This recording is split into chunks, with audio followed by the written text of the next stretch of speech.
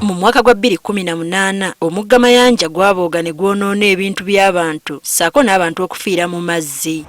Kati abavunaanyizibwa ku kukuuma obutonde bw'ensi e Wakiso bagamba enfunda nnyingi bagezezzaako okutuukirira abantu abagezaako okusaanyawo entobazi naye ne beerema. Ate yennyini nali nagikolako desensitization wamu ne bannange nga bwe tuli mu kitongole ky'obutonde bw'ensi nga twabasomesa butya bwe bayinza okukozesa entobazi, ebirungi ebizirimu na butya entobazi bwe bazikosa ate na butya bwe bayinza ozikuuma. Bwe tutuukiddeyo nga bangi beegabiradde ebibanja ku lubalama lw'omugga Mayanja abalimirako ebikajjo nga waliwo n'abeerumiriza okutemamu puloti ne batunda. Abamu tubagambako okuvaayo, abamu batutiisatiisa n'okutiisatiisa.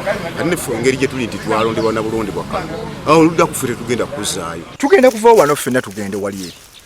Mbalage abalimawo n'abatunda n'omukyalo oyo yennyini. Okiwulira?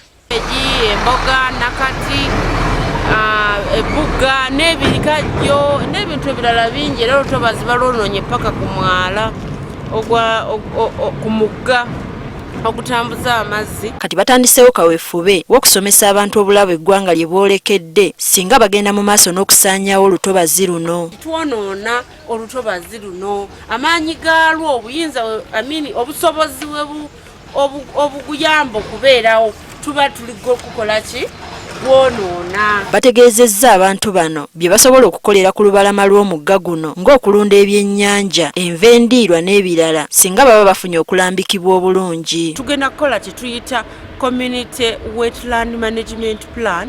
Community Wetland Management Plan eyo egenda kusobozesa abatuuze okubeera ab'enkizo okubanga be balabirira olutobazi lwaffe olwo lumayanja oluyitirwa mu kitundu ky'eddambwe. Era mugenda kubamu ne guidelines biki bye balina okukola ne bye batalina kukola, era balina okuba ne alternative activities balina okukola okusinga okwonoona olutobazi lwaffe. Kati abatuuze bonna ababadde bakolera ku mugga guno balagiddwa okugwamuka tuusa nga basabye olukkusa ne balambikibwa. Tugenda kukola arrangement tujje tukole kye tuyita restoration.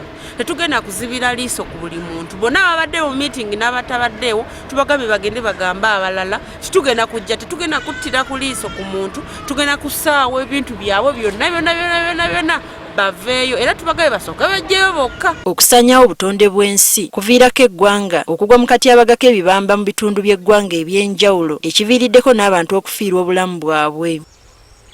Teddy Nakaliga, Agafeeyo ku Spark TV.